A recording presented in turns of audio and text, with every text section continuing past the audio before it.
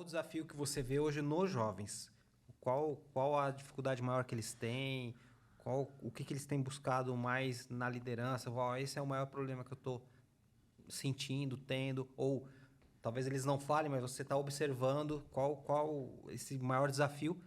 Não agora em relação a você, mas a eles. Eu acho que a questão de concentração, né, num culto, por exemplo. Sério? Que é aquela história do tempo. Não só do tempo, mas a questão que hoje nós temos vários estímulos. Então o cara, ele tá no celular e aí ele tem muito estímulo. Entendi. Muita coisa. Ao mesmo Não tempo que no ele tá culto. vendo... Não no culto, No mas dia a o que, dia o que o cara vai, tá o que sendo vai muito atrapalhar estimulado. o cara. E o que, no caso, que reflete no culto. Por quê? Porque o cara tá lá no TikTok.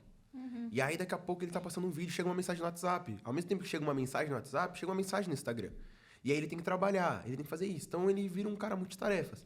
Quando ele chega no culto, que é o tempo assim dele adorar, dele ouvir a palavra. Que é o tempo de desacelerar. É, exatamente. Ele não consegue desacelerar. Então eu vejo que assim, o jovem hoje busca um culto que vai fazer um estardalhaço, um barulho, e ele tem que gritar, só que quando é o momento dele ouvir, ele não consegue, ele fica inquieto. Então assim, ele não consegue se concentrar por muito tempo.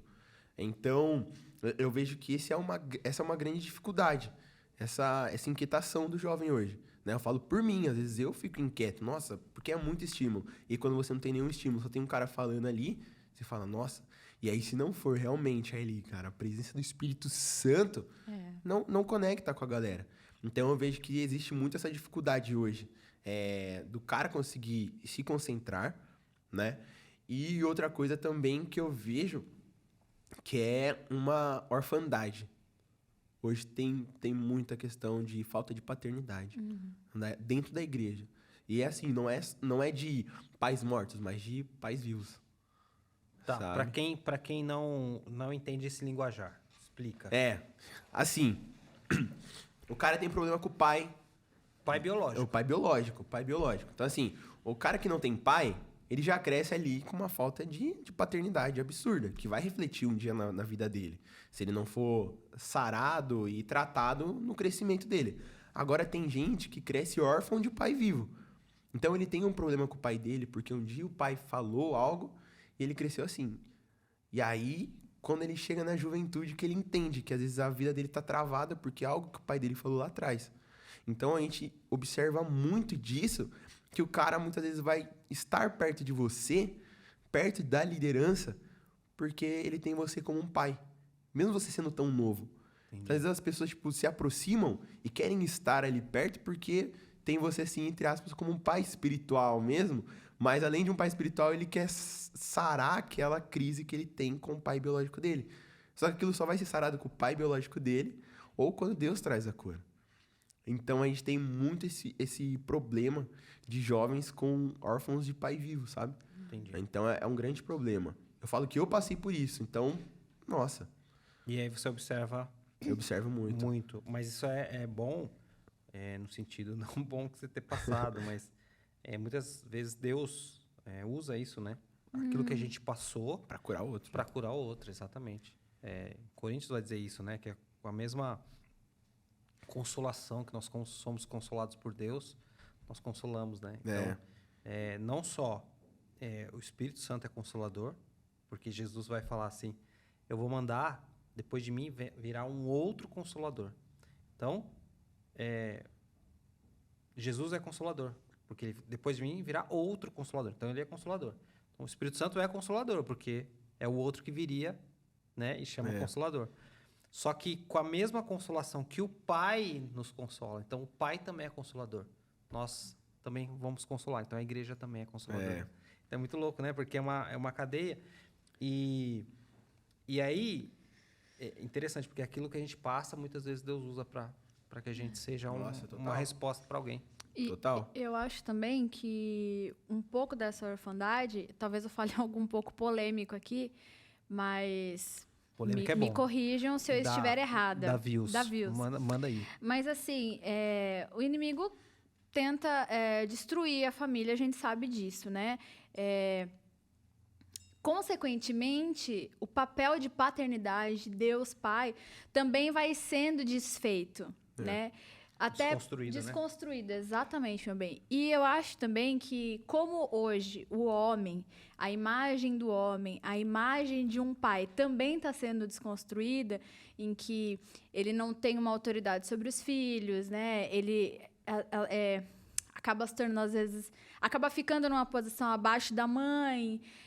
Então, toda essa desconstrução do próprio homem hoje, eu acho que acaba trazendo essa orfandade mais ainda.